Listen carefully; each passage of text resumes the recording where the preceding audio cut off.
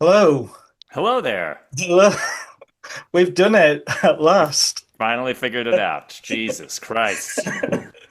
For anybody who doesn't know, for all you guys watching this, the normal, usual professional approach of this podcast. How many times have we tried to do this now? Three, four times, This maybe? is, I think, three. I think Yeah, we're only at three. three. Okay. One was you had to rearrange because you had a meeting, which, Yep. you know, diva behavior, but it's fine. It's Thanks for okay. putting in quotes. It's oh, of course. Listen, when And you're an unemployed actor, everything is a meeting. It's great. And then the last time, I think, well, we got the timing wrong in terms of hours between here and where you are. Yeah, yeah. I think the fault lies in some idiot originally messaging you saying that we were 6 hours ahead of you. Confidently. Yeah, I was totally confident. Yeah. And then when you emailed that going, we're 6 hours behind. No, seven. Which idiot told you that? This idiot. Well, there was another idiot that decided not to double check, so it's totally fine. So we're here. Anyway, Yeah, we're here. We did which it. is a shame because on the day we were supposed to speak last week is when your Kickstarter Hmm. finished. I think it finished just a few hours before, Yeah, um, yeah. which was pretty successful, right? Pretty Yeah, we good. we we cleared the bar. This is my first Kickstarter. Andrew, my partner in the project, has done it a million times for other games that he's made. Right. So he kind of, I was just like, just tell me what to do and when to do it. But yeah, it cleared. We didn't mean for it to coincide with Gen Con. We just sort of, our schedule in terms of trying to churn it out made it come out. Like we started the Kickstarter the Yeah. same day Yeah. that Gen Con started. And I mean, I think within 6, 7 hours, we cleared the first sort of hurdle, and then just kept going up, which was Yeah. great. We got to keep adding stretch goals and stuff like that. So yeah, uh, we got it to the point where we can now do a limited series, like a mini Nice. series, basically of Nice. doing some playthroughs with some other personalities that are pretty well known. So we're pumped for it. Yeah. Yeah. So tell before I ask you just to describe the actual game to people that are not aware of it. So yeah, $17,390. Yeah. The initial $2,300. So in proper money, Sure. that's Sure. £12,855 and 38 pence. There we go. Yep. Yep. So that's for the for And that's what it weighs, right? When you say that? in pounds. Yeah, Yeah. that's what Okay. it weighs. Give people the elevator pitch then for Yeah. procedural. Come on, tell Yeah. us because obviously with your background, totally out of the blue that something like this would come around. You tell Yeah, us. yeah, it's a procedural. It's a TTRPG where you play through a fictional crime show of your own making, Yeah. basically. And quick backstory on it is it's all very tongue in cheek, by the way. I mean, obviously Yeah. you can Yeah. choose to play it however you want. You want to play it like you're in The Wire, you're shooting for an Emmy, go for it. It's your table, your players. But Andrew and I are we have comedy backgrounds, so it was kind of hard not to devise this thing with a little bit of a tongue-in-cheek attitude to it, especially having, like you mentioned, me having a background in this particular genre, having been on NCIS New Orleans for several seasons. It was just sort of, I mean, it came about where I had met Andrew out here in Denver through Glass Cannon people who had similar friends and stuff Yeah. like that, and they both said, everyone said, there's another funny, to each other, everyone said, hey, there's another funny guy in Denver who loves games and has a, comedy background, a television writing background, stuff like that. So Andrew and I met up and had a blind date, basically. Went off really well. He ended up giving me some copies of some games that he's made in the past. One of which is called Streets, which I highly recommend I've anyone seen that. pick I've up. had a look at that. That looks great. I mean, I've never played it, It's but that looks so yeah. cool. Before Andrew and I started working on this, he had me come on to do a friendly game, Yeah. resume with some other of his friends, and we played this game where everyone is playing street animals. Basically, I think the original game was you could be stray cats, stray dogs, Right. and maybe like a pigeon or something like that. But then he added this new expansion to it where you could be raccoons, possums. It was called Yeah. I think it was called Night Shift or something like that. So anyway, it was one of the most fun game sessions I've ever had in my life. I mean, all it was a bunch of animals finding a briefcase full of money, not knowing what to do with it. bringing it around town. I think we walked into a Panera Bread with it, Right. like pointing at the case. And Yeah. people freaking, and then we ended up in a midnight screening of the Rocky Horror Picture Show. So it was but it's very simple 2d6 based stuff. And I had a blast with it. And in getting to know Andrew, I started thinking about how, I think there's a space for a game where you're playing through a crime show. Because the more I started thinking about it, in all these shows, and I love them, obviously. So do I. So do I. Yeah. They paid me, which was cool. But I grew up watching whatever version. This genre's been around since the 50s. It's just kind of taken on different forms, right? So, but in the sort of its most recent iteration with these sort of acronym shows like a CSI and NCIS, stuff like that, there's a lot of these similar character tropes, similar to when you're playing a fantasy RPG, like you're playing D&D. There's the fighter, there's the thief, there's the wizard, there's always some sort of stock characters. And I realize that in these shows, nothing against them, but they tend to fall back on a lot of similar stock things. You've got a grizzled veteran leader, you've got a quirky lab person, you've got a wizened coroner. It's the beauty of these shows, isn't it? That's the beauty of the familiarity of it is what I think makes them so successful. I don't think anyone really cares about the intricacies of the murder. I think they more care about watching these same characters interact with each other, get into some danger, fight a bad guy, stuff like that. So it seemed pretty perfect for a TTRPG. So I brought that up to him. He thought it was great. We started working on it, and it took us about 1.5 2 years of just playtesting. We sort of grafted on a lot of mechanics that he had already had tested pretty thoroughly with his other games, and then just how can we flavor it for the genre that we're talking about. And then we had fun coming up with everybody's special abilities and, based on what tropes they're playing. And we tried to, everything is phrased as if it's in almost like a television writer's room. So, which we both have experience in as well. So instead of classes, it's called tropes. Instead of the GM, it's called the showrunner. It's a lot. We're taking a lot of terminology from this stuff. You've got a B story that you work on, which is obviously something that's always bandied about anytime they write an episode of these shows. So, but we're making it now officially, I guess. So that's cool. God. So when's it going to see the light of day in terms of production? I think we said December. I think that's the goal. Yeah, a lot of it is already written. And so Andrew and I kind of want to put some bells and whistles on it. We want to add a little bit of extra commentary to it. You almost have like marginal back and forths between us as we're making, as I'm constantly probably going to lean into this character of being super full of myself, having been on one of these shows, being the expert, and then Andrew will constantly, fact check me, stuff like that. We're still working out the sort of levity moments within the book. But I'd love to add, being a writer as well, I would love to add an extra little bonus to the book instead of it just kind of reading like a handbook, a manual or something like that. I think we should lean into our strengths of being funny comedy writers who can add a little extra spice to it. So we'll be kind of refining that, and then making sure that the mysteries that we include aren't just chicken scratch plot points that we put in when we were running through playtests, making sure that everything's sort of organized so that anyone can pick up and play it and run a mystery, and also provide some signposts for people who want to create their own mysteries. Certain sort of check boxes that you should figure out before you run. And is it going to change in terms of, or are there going to be any amendments to maybe the mechanics? It's quite simple mechanics, which is great. I like the idea of the 2d6. Have you had feedback on that in terms of any of the mechanical sort of aspects of it, or is that pretty much going to stay as? I'll talk about the playtest that you did on Glass Cannon in a second, but is that going to change, or? I think through all the playtesting we did, I think we've dialed in the mechanics pretty well. I mean, who's to say there's not going to be another edition? We'll see what happens when we sell out and just want to do a V2 of it or whatever.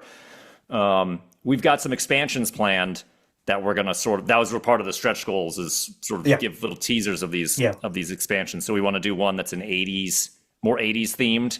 Okay. There'll be more vehicles that may or may not talk. Stuff like Knight Rider and Riptide Miami and Vice and stuff as well. Yeah, that'd be so cool. Yeah, we're going to get into that, lean into that ridiculousness. And then we were talking about like cozy core, like English mysteries. Sure. And, doing the Miss Marple kind of vibe. So we'll see. where we go with that. But those are the two planned. But in terms of mechanics, I think a lot of it was dialing in what the abilities do. Yeah. Every trope has sort of one thing that they can do that makes them special, right? Like the lab tech has enhance, of course, which is you get a bonus in your lab rolls. Yeah. So those things were always the things that were a little bit in flux. And I think they're pretty much, I can't remember how many tropes we had exactly, but I think there's one or two that we might tweak a little bit just to double check that they don't break the game too much or something like that. Like, we had Mary Lou in the playtest, not the playtest, the playthrough that we did for Glass Cannon. that accent was just, oh my God, it was a killer. He crushed it. And I believe her background or her trope was legal liaison. Right. Where she had this sort of, sorry, she was a profiler. Yes, that's right. Yeah, she was a profiler, and her ability is something where if she makes a roll against someone trying to deceive her and succeeds, anytime going forward, that person tries to lie, she will know it. Yeah. Which makes sense flavor-wise. Andrew and I were just talking last week, like, maybe that's too bad. Like, maybe that's too intense, because it's suddenly like, you're talking about a mystery, obviously people are going to be lying at one point or another, and if this one character could be like, nope, that's not true, then you're sort of up against the wall in terms of there's no tension anymore, because someone has a magical ability to be a human lie detector. Yeah. So. I think the genius of this game is everybody, like you say, is familiar with this kind of genre of TV. My wife and I, well, she is obsessed at the moment. She's watching Special Victims Unit. Mm-hmm. Right from, so she's on that season. I didn't realize we're like, Jesus, how many series there were, but she's on series 10. And we're watching that, and we're watching it, I think, an episode last night, and we do that thing like, why do they do this? Why do they do that? Why do they always confess at the end when there's no evidence? But it's just this, like you say, these familiar sort of tropes, Yep. that. And I like that. I think in the playtest, were you the guy with the specs? I can't remember now. I was the Shades guy. Shades guy, yeah. Yep. That playtest is great. If anybody hasn't seen it, I put it on the article on the website. Thank you. And I'll put in the links below. But that playtest was great because it was kind of, I was a bit unsure when I'd read about how it would play. But you guys had so much fun. Like I say, Mary Lou's character was that was incredible. That was, and what I like about this, what you can do with it as well is it a spoiler to say that you guys kind of botched it up in the episode? You kind of well, messed we don't up. actually show it, but yeah, what the backstory to that was, we had said, all right, guys, we need you. We're going to bust this thing out real quick, and then of course, the amount of time that we spent, even before we started recording, the amount of joking that we were doing with each other, it just was like drawing everything out. Yeah. And we realized, like, oh crap, like we can't, this will take forever, right? Like this is the session is too long to just put up as a bite-sized test of it. So then we realized, oh well, let's we'll cut it down. But yeah, we did actually play way more of it than you actually see, and we totally fucked it up. Oh, sorry, I don't know if I can swear. We totally botched it. It's totally botched it up. I'll beep that out maybe. I don't know. Thanks. I don't know. Yeah, we totally messed it up, which is not indicative of what happens every time. It's just that those characters started barreling through and making some decisions. Because one of the things we do in the game is you can catch somebody and arrest them, but if you don't have the right amount of evidence, they could walk. Yeah. And what that'll do is, and that's sometimes, I think in SVU, the Law and Orders are the sort of the more, let's say, realistic of the procedurals. I think sometimes sometimes they get away with it, right? Like sometimes, at least I remember, I watched a lot of original Law and Order when I was like in high school, and there was always... Oh, shut up, high school. Shut. Yeah. I was not. It was a later season. Towards the end, there's the return. Yeah, okay, right. The reruns. But there was always a tension there of, oh man, this person that we know is guilty might get off. And I think that was their attempt at sort of saying, sometimes this happens in real life. Oftentimes, many times this happens in real life. And that's what you can do in the game, isn't it? Because you can actually make the person that gets away as kind of like the big bad guy. Because some series are really good, which I really like, is when you've got that kind of returning arch nemesis, Yes, the big boss type exactly, thing, and which you can do in your game. that makes it lean more into the more lighthearted Sure. procedurals like the acronym ones, where yeah, there will be a season-long enemy or something like that. Because what we wanted to make sure that there's a hard and fast rule that you can't arrest anybody until the third act of the game. The game is split into three acts, and there's little B-story interludes in between each act.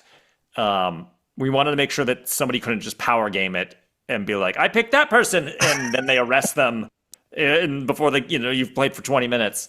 So that's a rule where you can't even make an arrest until the third act. And then we also wanted to make sure that people are trying to get enough evidence that it would hold up in court or whatever. We don't necessarily play through like a courtroom scene or anything like that, but the showrunner will then tell you, based on the evidence, here's what happens. And either they walk or they don't. And yeah, if they walk and you're playing season mode, that character can come back as a rival. Which is fun. That's one of my my little, well, I have many failures watching TV, but when I watch procedurals, usually I will shout out about 10 minutes in, oh, it's that guy. Usually, and there's a couple of British ones that do it where it's a whodunit, but what they do is that they'll have a quite well-known character actor playing, will appear that week. And you think, well, that's a bad guy. Same in America. You'll recognize somebody and be like, they're paying that guy a little extra. He's probably the one who did it. Have you ever watched play like a real nasty piece of work? Either for serious or for laughs on in your other roles as an actor. Is it the sort of thing that you would? Oh, play like a villain? Yeah. Yeah, I would love that. I got to do it a little bit. I actually in a CSI Miami. That was my favorite of the CSIs. Oh my God! Well, that's what the Shades trope is based off of. Is Caruso constantly oh my God, becoming a human meme. But yeah, I did 2 episodes of CSI Miami. One was I was just sort of like a sleazy paparazzi photographer. Okay. Who I can see that. Yeah. I had like 2 or 3 scenes. They come, Caruso kind of braces me a little bit, and I can't remember what I did. He finds me like in a tree taking pictures. I can't remember. Sure, yeah. And then, and I thought that was it. And then later in the season, they called me back, like, we want you to come back, be the same character. I was, okay. And it turned out that my character is the one who commits the murder. Like, and by using a camera that's actually a bomb. Or it's a bomb, or it's a bomb made of camera parts. and then before they can arrest me, or they arrest me and then they release me, but because it was for the mob or something like that, I'm killed by the mob. And they did this whole thing where I had to be in a wetsuit. They find me in the harbor. Yeah. Again, it's supposed to be Miami. It's Long Beach, California. They throw me in the water with a wetsuit on, and I'm supposed to like float there dead. And it was really hard. But yeah, so I got to be a smarmy little ass Yeah, head. and that's yeah. So that was fun, and I'd love to do more stuff like that for sure. Well, there are a couple of questions I do have. One of them in terms once I start talking about Glass Cannon, if you don't mind talking about Glass Cannon just for a while. Talk about whatever you want to talk about. How do you get into? How did that come about? Because I mean, do you have a history of TTRPG going back to like childhood? Where did it all start? Well, just in terms of the nerdiness of my life was because it's sort of there's 2 separate answers. One is yes, I grew up a nerd, played lots of mostly board games, and still a nerd, as we both are, as you can see them. Yeah, I don't know what you mean. I'm a jock. But yeah, it's I didn't actually get into TTRPGs though until college. I didn't start. That was the first time I think I played D&D. Was a buddy of mine from high school who was super into it, and I was back one summer, and we're like, "Let's do this." I don't know why this is like a blind spot in my nerddom. I need to address it. And then from that point on was way into those. But I had already been playing like Magic the Gathering. I had been doing all this other, super nerdy movies, games, all that stuff, video games especially, obviously. But in terms of Glass Cannon, I went to high school at Troy. That's the connection. So Troy was a year ahead of me in high school in Massachusetts, and we And it's funny because I think that was during a window in Troy's life where he wasn't playing a lot of Right. role-playing games. He and I would play Mortal Kombat constantly. That was like our shared thing. I remember like in both of our rooms playing on Super Nintendo. But yeah, and I sort of, Troy and I would be friends on social media and stuff like that, but checking in once in a while and just sort of seeing, oh crap, Troy's doing this like Pathfinder show. That's nuts. I didn't even know that he was into that stuff. And it turns out he had been before. Yeah. And high school happened, and then it happened again. Same with all of us, I think. I would say. Yeah. You go through like peaks and valleys for sure. And so yeah, I sort of was paying attention to him, and it was so funny because NCIS was wrapping up, and I was like, this week I'm going to write to Troy just to be like, if he ever needs another player, like I'm definitely available now. And he, in that same week before I could craft the email, he wrote to me and said, hey man, just wondering if you want to do a game with us. We're doing X, Y, and Z. And I was like, yes, I was about to write to you. This is amazing. And he had pitched Call of Cthulhu. He pitched the Time for Chaos show that we do. God, so good. And I had no idea. Yeah, I mean, I was like, this sounds great. And then that kicked it off. And now, I mean, you're everywhere. You're on it. I'm everywhere, and I love it. It's so fun. So fun. Especially like, it scratches, Ross and I talked about this once, how it somehow, especially doing it live on a stage, it really checks all these boxes as a performer / nerd, right? You got to play a game.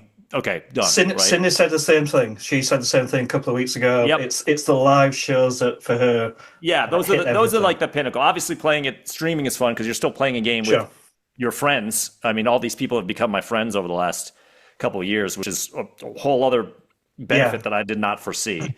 So you're playing, and they're all hilarious. They all make you laugh. And when you're doing it live, you get to sort of cheat because you're doing improv, which I love doing anyway. But you also get to take a back seat and comment on it, which is sort of a faux pas in actual improv. In actual improv on a stage, you're in the character for the entirety of the scene. There's very little like, if you do that, you're sort of a bit hacky.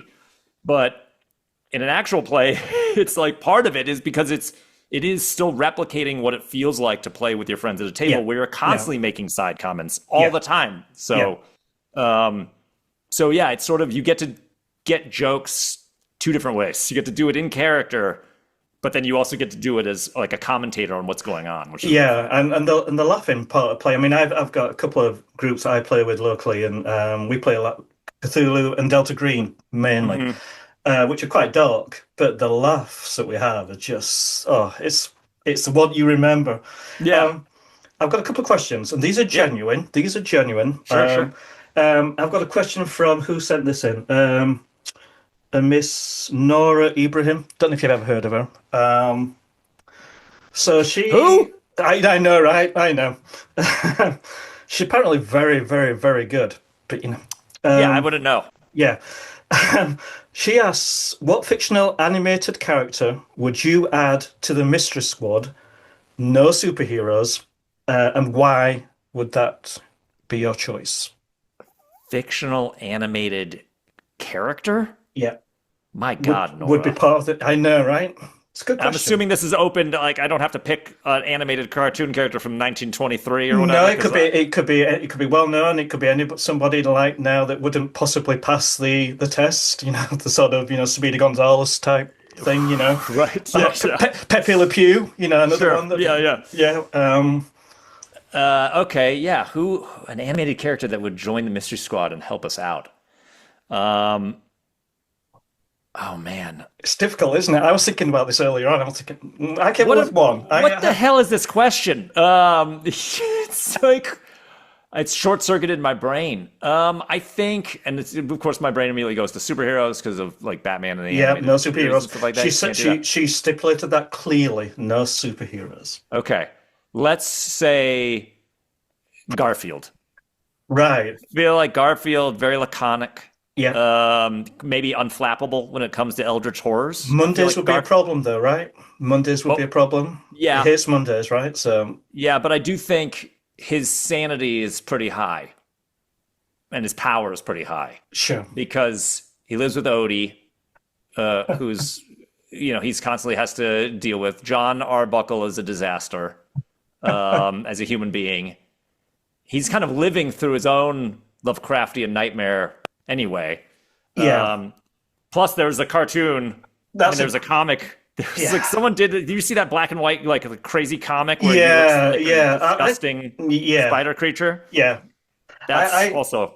I read the books years ago. That's a good call. My favorite ever one that just remade me is just a picture of Garfield covered in goo, and it says you can tell it's a Monday morning when you find a landmine in your lasagna, and that's it's just stuck with me for years. I've got another question. My choice was Fred Flintstone. I don't know why Fred Flintstone was my. I just thought, I mean the muscle. Yabba dabba do, Mr. Squad Yabba dabba. He's resourceful. He doesn't need an engine in his car to make it move. He just as he's told by his wife, and I think I'll do it. I had one other question. This was from again Mary Lou. You mentioned that lady earlier on. She wants the woman to know, who single-handedly sold my tabletop role-playing game. Yeah, exactly sure. right.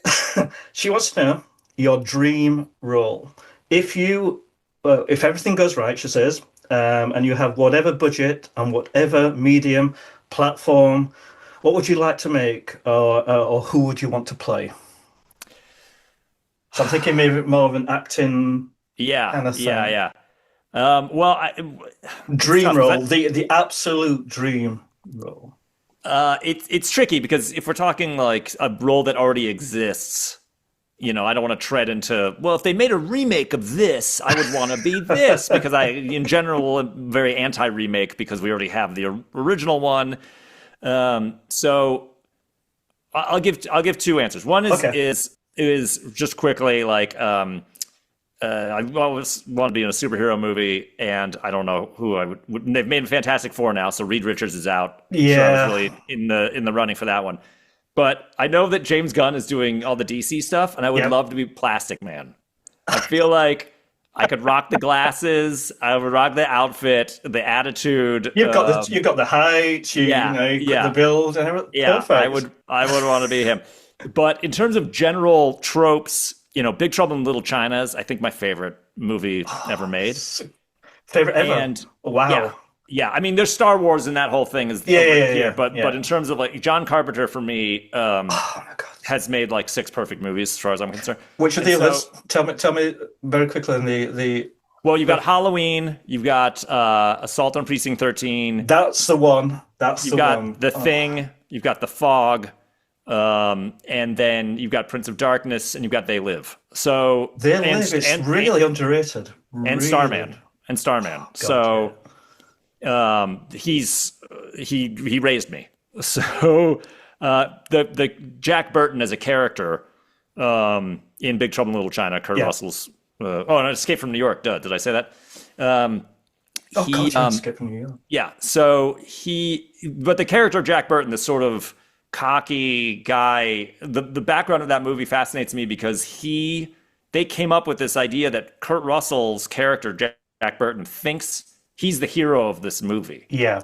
But the hero of the movie, but he doesn't realize that he is the sidekick to Wang, whose girlfriend has been kidnapped and who they're trying to save, who is actually competent, who can fight well, who can do knows exactly what to do.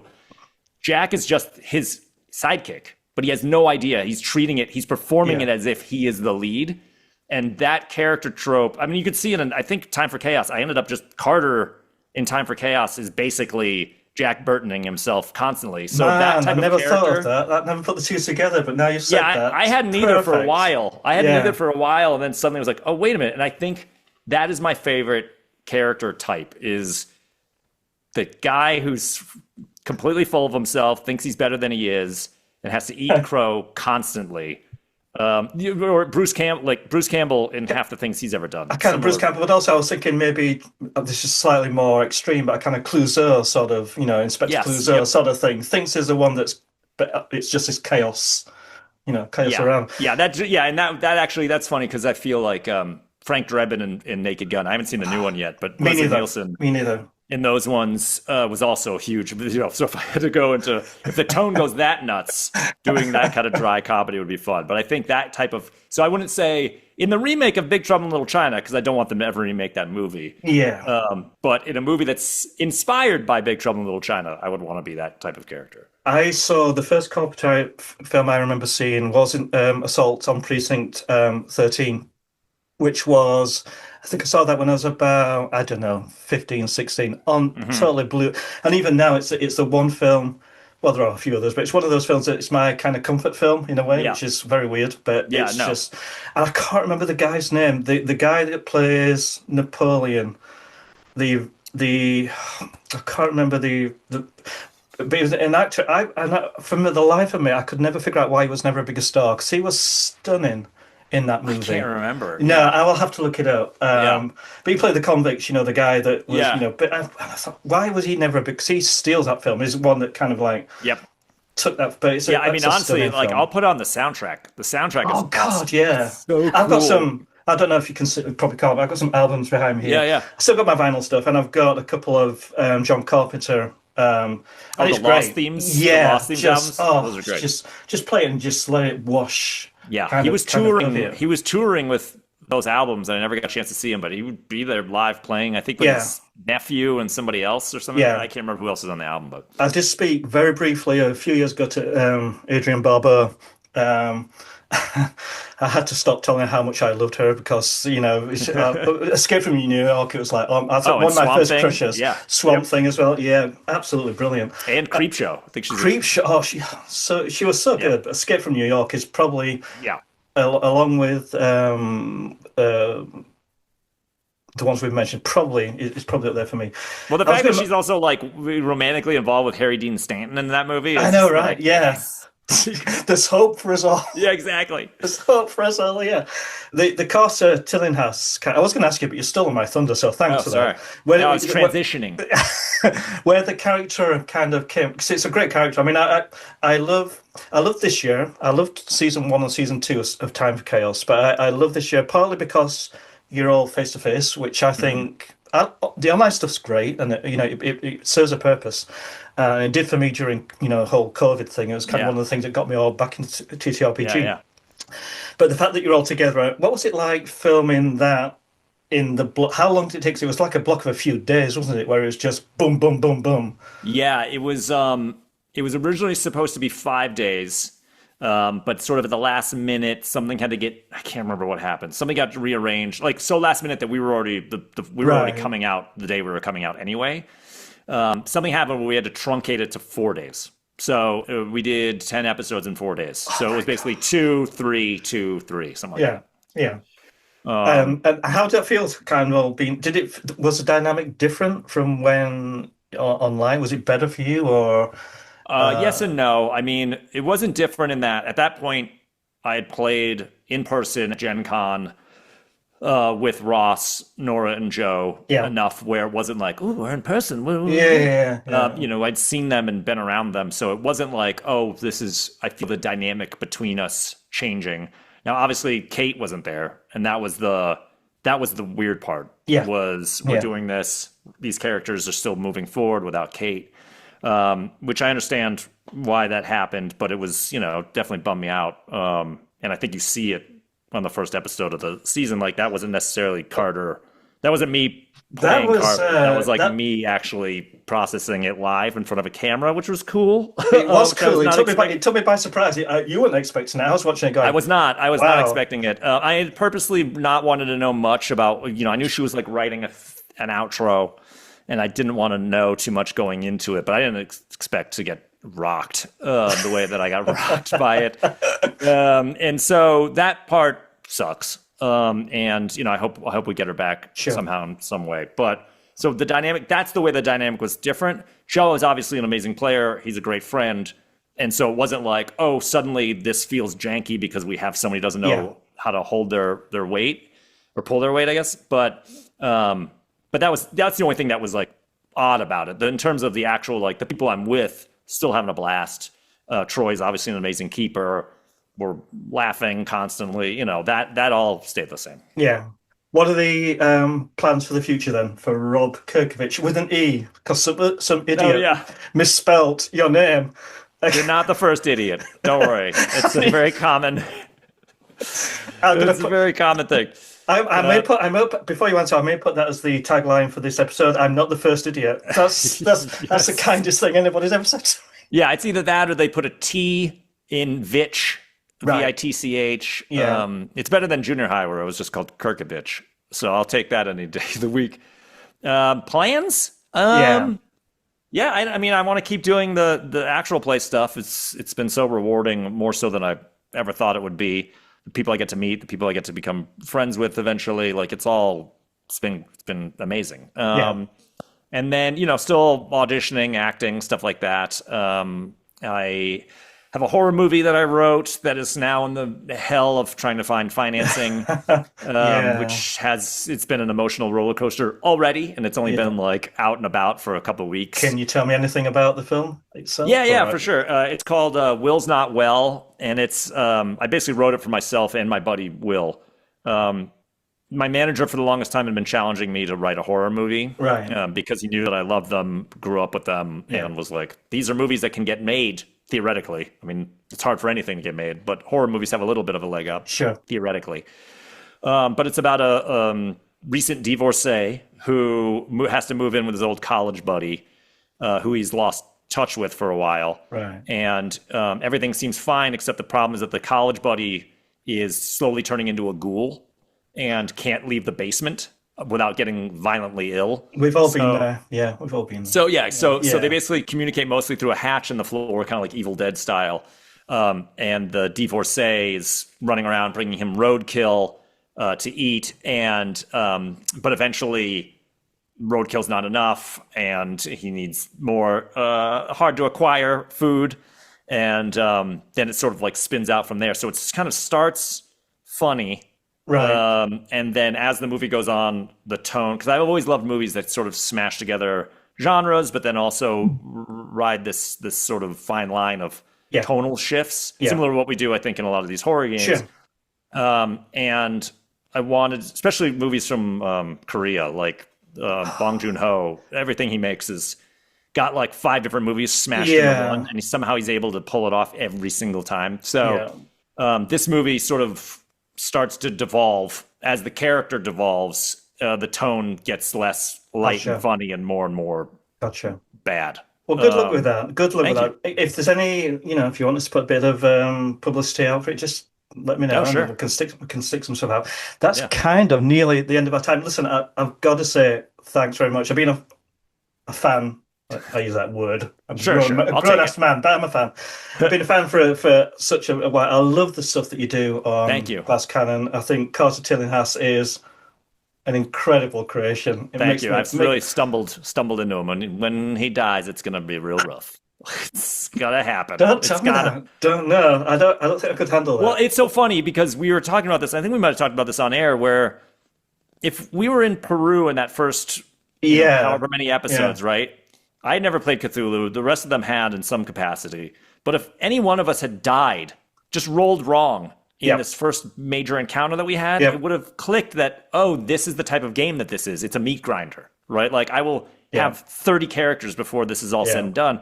But we are somehow, when it matters most, the dice are helping us, which is going to make it worse when we all die. Right? No, like, you can't die. It's like, I don't know. I've got a backup character. I don't know. It's not fun. I don't like it. So it's just going to be like so devastating. And maybe it's already happened. We'll see. That when somebody goes, it's like we've been betrayed by this dice luck. Yeah. Because now these characters have become more and more like a part of us.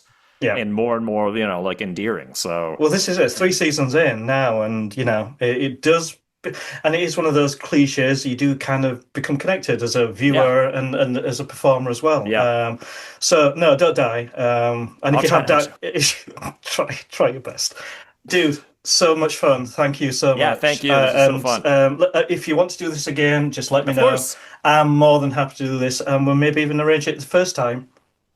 Yeah, Without any hitches. That'll be our personal challenge. We won't even like record the conversation. We'll just see if we can schedule correctly. Let's keep that ball low. It's Yes, fine. exactly. Dude, best of luck with everything you do. All right. Awesome. Take care, Thanks, mate. Stuart. All Yeah, you right, too. then. Take care. Bye-bye. See ya. Bye-bye.